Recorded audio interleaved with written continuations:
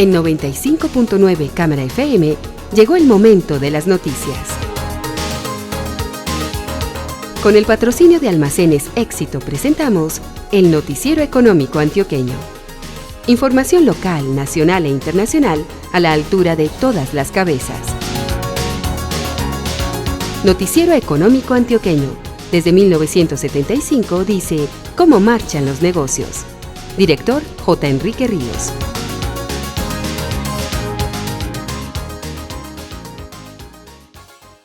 Muy buenos días, bienvenido. Hoy es domingo 22 de marzo de 2020.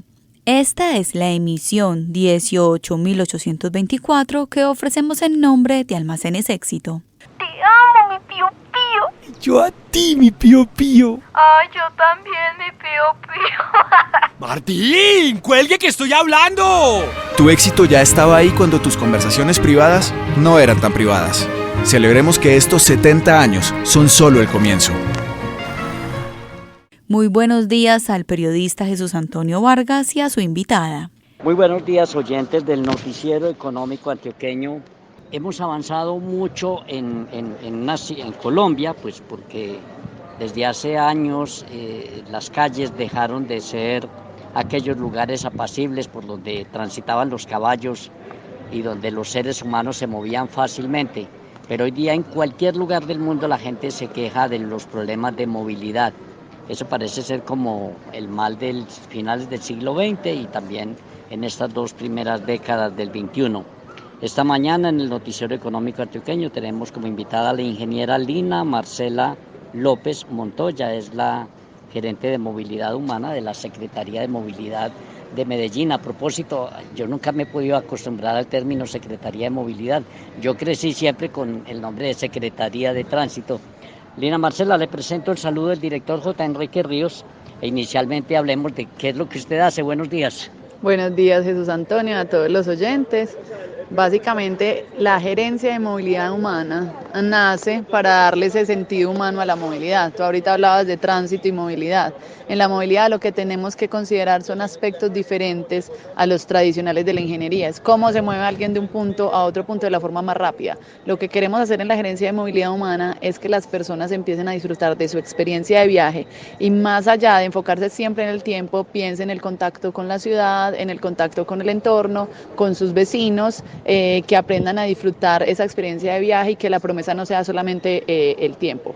Movilidad humana abarca todos los modos de transporte. A la final todos nos movemos, todos somos humanos, independiente del modo de transporte por el que optemos. Es tan humano el que usa la caminata, la bicicleta, el transporte público como el que usa el vehículo. Entonces la gerencia se encarga de eso, haciendo un énfasis especial en los modos activos de transporte, la caminata y la bicicleta y cómo se integran estos modos al sistema masivo metro y al transporte público de los buses. ¿En qué momento arrancó usted con esto de gerencia de movilidad humana?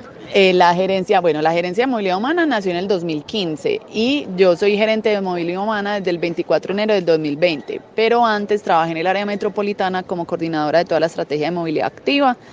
Fui fundadora de Encicla, implementé la prueba piloto y la expansión con el área metropolitana y después de estar allí fui a C40, trabajé en cambio climático y ahora estoy de gerente hace 2 meses. Contemos un poco y repasando pues su historia, cómo surgió Encicla precisamente, que es muy conocido. Pues Encicla surgió de un proyecto de grado de 3 estudiantes, entre ellos estaba pues Felipe Gutiérrez, un compañero mío, José Augusto Campo, que ahora está en Explora, y yo. José y yo tuvimos la oportunidad de vivir en Holanda haciendo un intercambio académico cuando estábamos en la Universidad de AFID y cuando volvimos a Medellín nos encontramos con Felipe y quisimos desarrollar el concepto de una bicicleta pública para la ciudad. Nos parecía que la bicicleta, pues cuando vivimos en Holanda nos dimos cuenta de los grandes beneficios que tiene la bicicleta como medio de transporte, la independencia, el contacto con las personas, los beneficios que empiezan a sentir desde la salud individual y también digamos, el beneficio que trae en términos de ciudad porque no ocupa tanto espacio como los otros modos de transporte, no emite emisiones, entonces dijimos, bueno, de qué forma se puede implementar un sistema de estos en la ciudad para que se empiece a promover la bicicleta como medio de transporte y fue así que llegamos al área metropolitana, se hizo un convenio de asociación con la Universidad de AFID y empezamos la prueba piloto de Encicla. ¿Y cómo ha sido esa experiencia? Porque usted de todas maneras con su trabajo pues tiene ya realmente como evidencias de lo que ha pasado. La experiencia ha sido muy bonita. Encicla nació en el 2011 y poder hablar de 9 años atrás es bastante impactante. Vemos que los números, no solamente los números, sino la percepción alrededor de la bicicleta como medio de transporte han ido evolucionando. Al principio muchas personas no creían que era posible utilizar la bicicleta para ir al trabajo. El primer día los préstamos fueron 80 viajes en el sistema. Ahora estamos hablando de casi 14.000 viajes diarios que se hacen en Encicla, y no solamente en Encicla, la bicicleta particular también ha cobrado una importancia en la ciudad, en el paisaje, por ejemplo en corredores como San Juan. San Juan empezó con alrededor de 40 viajes en la hora pico de la tarde, ahora está alrededor de 1.300 viajes. Palacé lo mismo, en esta semana hicimos los aforos y en Palacé empezamos de 32 viajes, luego 242, luego 792, luego 1.100 y ahora el último conteo que hicimos arrojó 1.500 ciclistas solamente en 3 horas, ni siquiera estamos hablando del todo el día. Entonces sí hemos visto una evolución, hemos visto que las personas han empezado a identificar y a quitar el paradigma de que la bicicleta no es posible usarla en Medellín, y por lo menos vemos que tiene un potencial muy grande como medio de transporte en la zona de Valle y en la media ladera. Lina, ¿qué más se debe hacer precisamente para fomentar esa cultura pues de la bicicleta y de que caminemos más? Creo que hay que volver al origen. Lo que tú decías ahorita iniciando la entrevista de Jesús Antonio es muy interesante. Al principio las calles se utilizaban para la gente y nos movíamos libremente, podemos decirlo orgánicamente, en las calles de la ciudad, pero por el principio de la motorización nos damos cuenta que los espacios empiezan a ser ocupados por los carros, por los camiones, por los buses, por las volquetas y las motocicletas. Eso no está mal.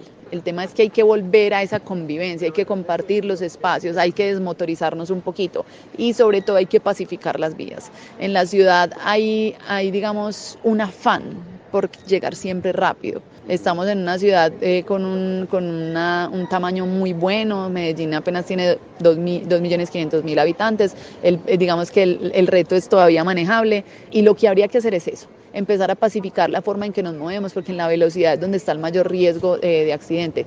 Dejar que un peatón pase por una cebra, o si va a cruzar en una calle donde no hay cebra, dejar que pase. Entender que es más vulnerable que esa persona que va de pronto en un carro, y que si esa persona que va en un carro llega a atropellar a un peatón o un ciclista que no tienen esa carcasa que los cubra, seguramente van a entrar en un riesgo muy alto de perder sus vidas. Entonces creería que falta, adicional a hacer toda la infraestructura que debemos seguir construyendo, hay que tratar de pacificar las vías y entender que a la final la convivencia de todos en las vías es lo que nos va a permitir llegar a todos sanos y salvos a nuestros hogares después del día laboral o después del día de estudio.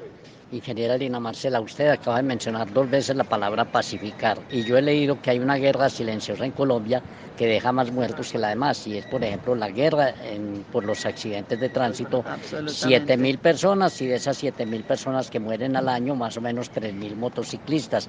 ¿Qué reflexión hacer? La reflexión está pasando algo interesante en el país, y es que en un principio nosotros siempre nos enfocábamos en las muertes por causas violentas, porque era pues nuestro mayor problema, pero ahora digamos que han disminuido y empiezan a aparecer los incidentes viales como una de las primeras causas de muerte en el país y también en nuestra región. Y todas las otras causas también son asociadas con enfermedades como la diabetes, con enfermedades de que somos una sociedad muy sedentaria.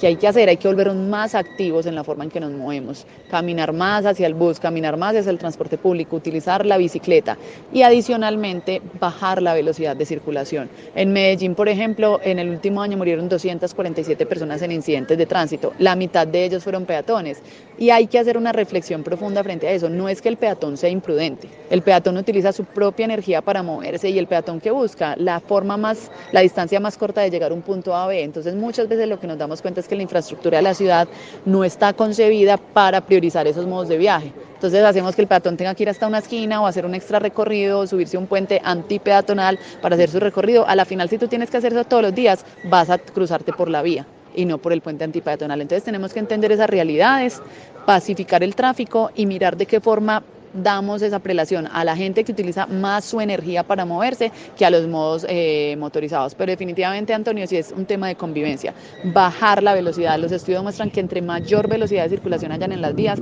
con seguridad va a haber mayores muertos, mayores incidentes y también personas lesionadas. No es solamente la cifra de los muertos. De cada persona que se muere en un incidente vial, quedan alrededor de 10 personas lesionadas, y no solamente las lesiones, las familias que se ven afectadas por esto. Una persona que ya quede en una silla de ruedas o que quede con alguna discapacidad no va a poder desenvolverse como lo haría si estuviera en sus full capacidades. Entonces la idea es entender esto como un problema integral, holístico, y no llevarlo solamente al tema de los números.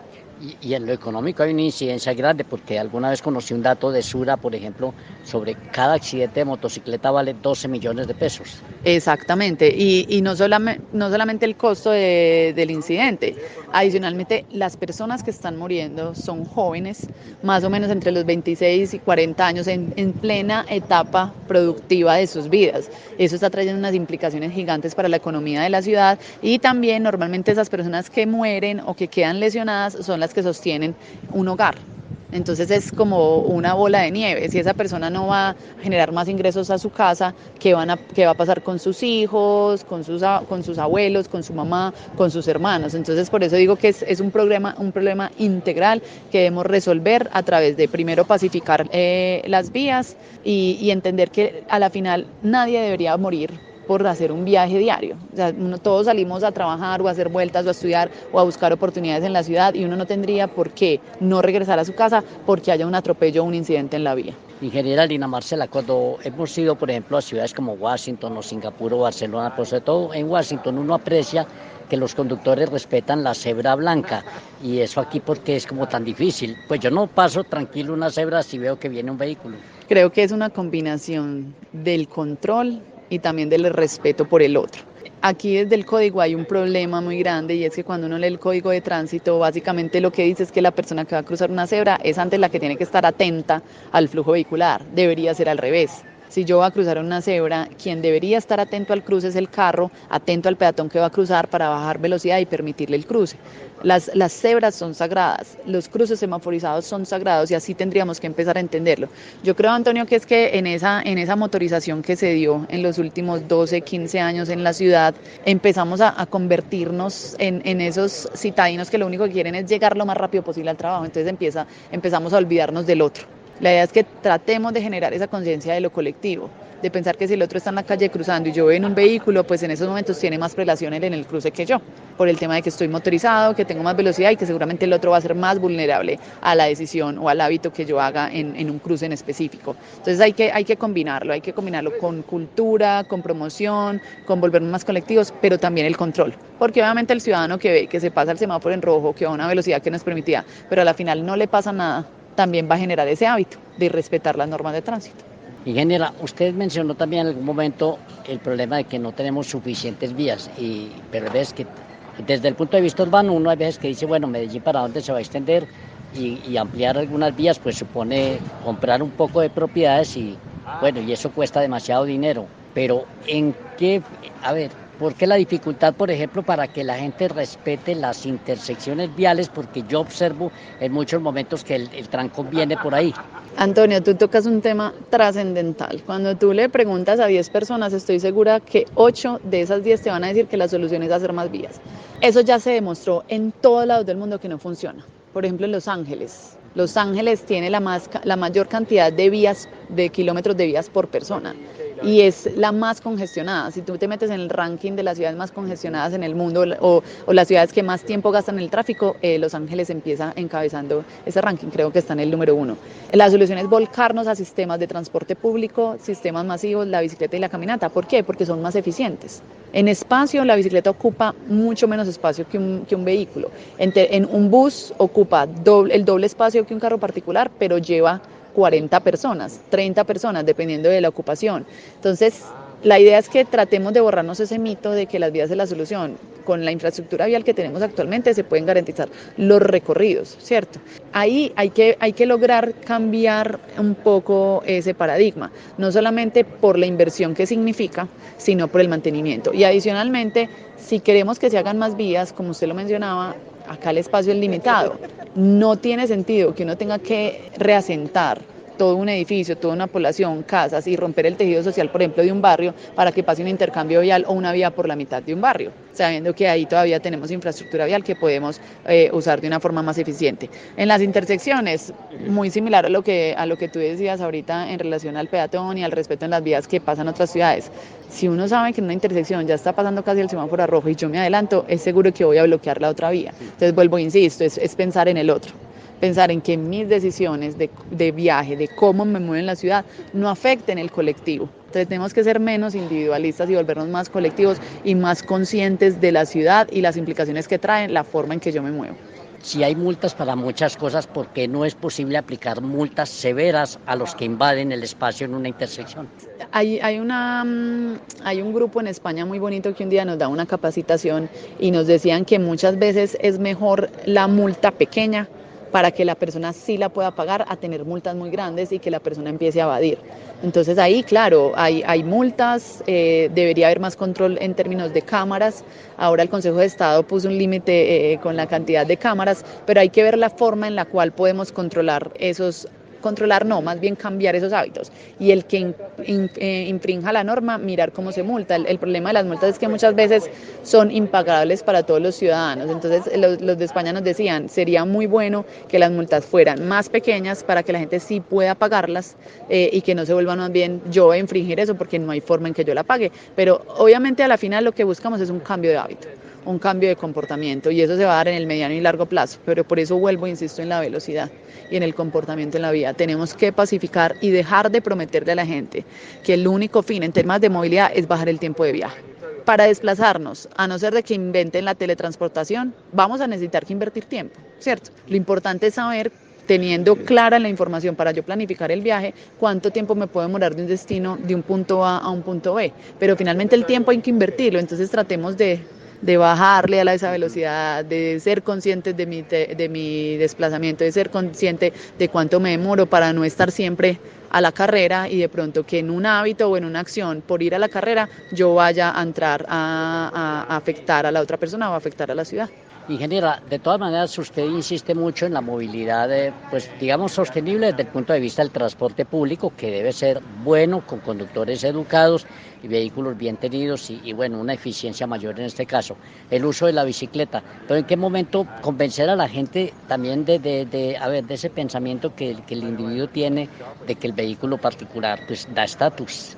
Es absolutamente aspiracional. Yo creo que todos los colombianos y los latinoamericanos soñamos con salir del colegio, de la universidad y comprarnos un carro. Por lo menos eso le pasaba a mi generación y a la generación de mis papás. Eso está cambiando. Acá el contexto latino todavía no ha llegado, pero si tú ves, son menos las personas que se registran para sacar un pase. En Europa, por ejemplo, ya se llama el fenómeno del peak car, o sea, ya llegó al tope y lo que está pasando es que antes está decreciendo el uso de los vehículos. Yo creo que es entender las nuevas generaciones, las nuevas tendencias de mercado y tratar de insertarle en el chip a los niños que si compran un carro no los va a hacer mejor personas.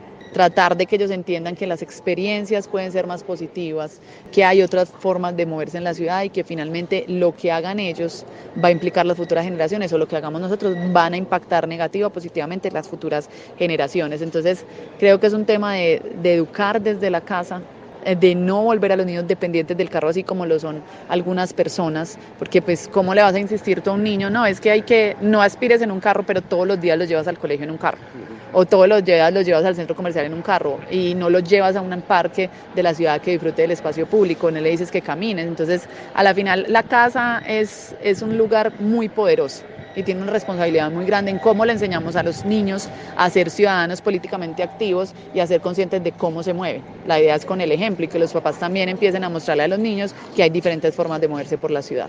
Ingeniera Dina Marcela, en los días de marzo, al comienzo y finalizando febrero, pues Medellín tuvo una restricción vehicular fuerte, pero en la redacción del Noticiero Económico Antioqueño decíamos, ¿por qué los gobernantes todavía le temen a decretar, por ejemplo, el pico y placa todo el día? O sea, ¿ustedes qué reflexión hacen en un momento dado? Porque uno dice, si después de las 10 de la mañana en ese momento el tráfico se disparaba y la congestión, entonces, ¿por qué no se logra todavía la convicción de que, bueno, esto hay que pararlo y pararlo todo el día?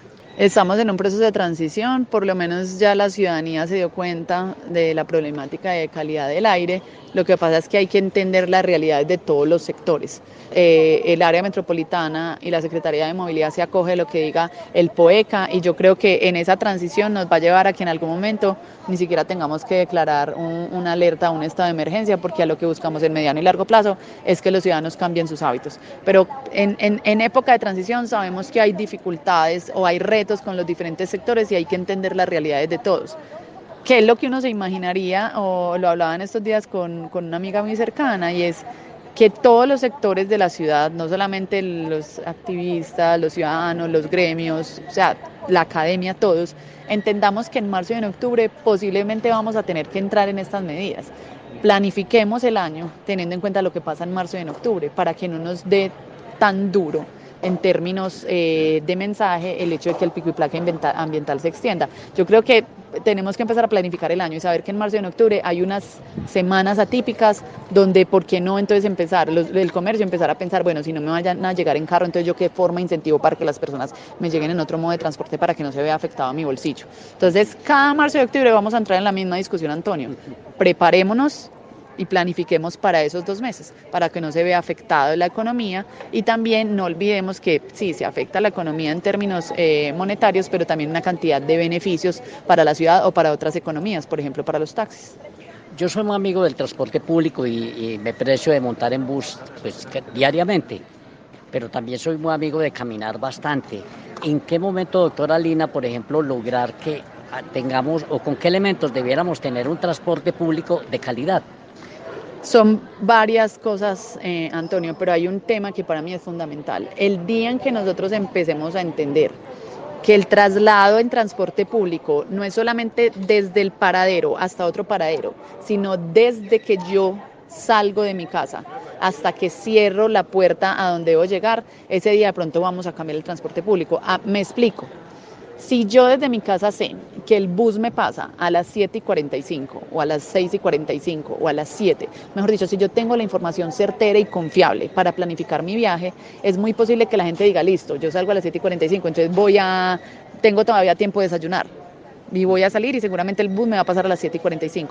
Pero mientras haya incertidumbre de cuándo me va a pasar el bus, de cómo planificar mi viaje, la gente no va a ver en el transporte público una oferta atractiva, no lo va a ver como una opción atractiva. Entonces, primero, el transporte público debe brindar información en tiempo real y confiable para que la gente pueda planificar su viaje, por dónde van las rutas, qué rutas puedo tomar si voy de este destino a otro destino, que sea fácil de acceder a la información, que no tenga que descargar un mapa de la alcaldía para identificar una ruta, que no tenga que consultar 3 o 4 apps para poder definir mi viaje. Entonces, primero eso, la planificación del viaje con información confiable. Segundo, las velocidades de circulación, que los conductores entiendan que lo que llevan son personas y que lo que tratamos es de mejorar un nivel de servicio, que las personas se sientan incluidas en ese viaje, se sientan pensadas en ese viaje. También que haya prelación del desplazamiento de los buses. Mientras los buses se tengan que meter en el mismo trancón que el carro particular, pues la gente va a decir, ¿yo por qué me voy a bajar de mi carro a montarme en bus que igual va por el mismo trancón si yo aquí voy solo,